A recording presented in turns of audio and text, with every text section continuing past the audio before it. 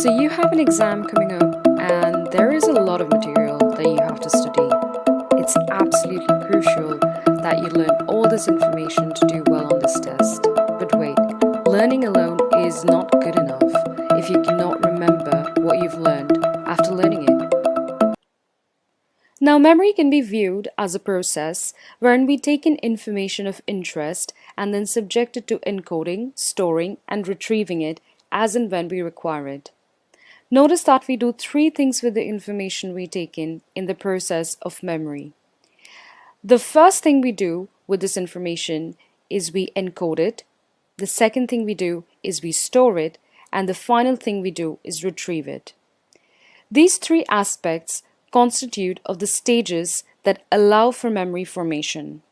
Now, in the upcoming videos in this series, we will have specific videos dedicated to learning about each of these aspects in much greater detail. However, in today's video, let us get an overview of the concepts of encoding, storage, and retrieval.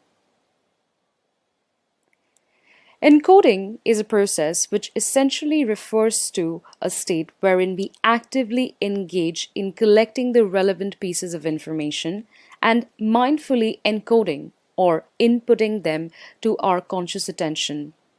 This is very important of a stage in memory formation because without mindful, effortful, and active encoding, you essentially don't have any input to begin with in forming your memory. The second stage is that of storage. Now, this stage occurs right after encoding, and in this stage, we simply, as the name, store the encoded material. Now, the type of storage can differ, the capacity of storage can also differ, and so on. We study about this in much more detail in the third video in this particular series. After the storage, the final aspect we do is retrieval. Now, the purpose of memory is to be able to supply us with relevant information as and when we need it, and after the encoding and storage of the information has been done, therefore retrieval is the final aspect or the purpose your memory serves. Now, there are many factors that can impact retrieval as a process, as well as the accuracy of the retrieval can be impacted by different aspects. All of these aspects will be discussed in the upcoming fourth video in this series. But for now, we know that retrieval is a process of actively retrieving the units of information that you have encoded and stored in the initial two stages of memory formation. Alright, so let's tie together what we covered in today's short introductory video with an example of grocery shopping, an activity that is undertaken in everyday life. Now, by the end of this video, we know that memory is a process of encoding, storing, and retrieving information as and when we need it.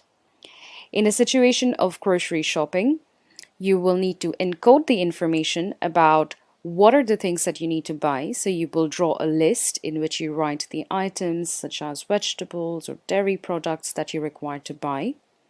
You will then store this information in order to keep it in your memory, and then when you go to the market, you will retrieve this information from your encoded and stored memory in order to remember and recall what you need to buy.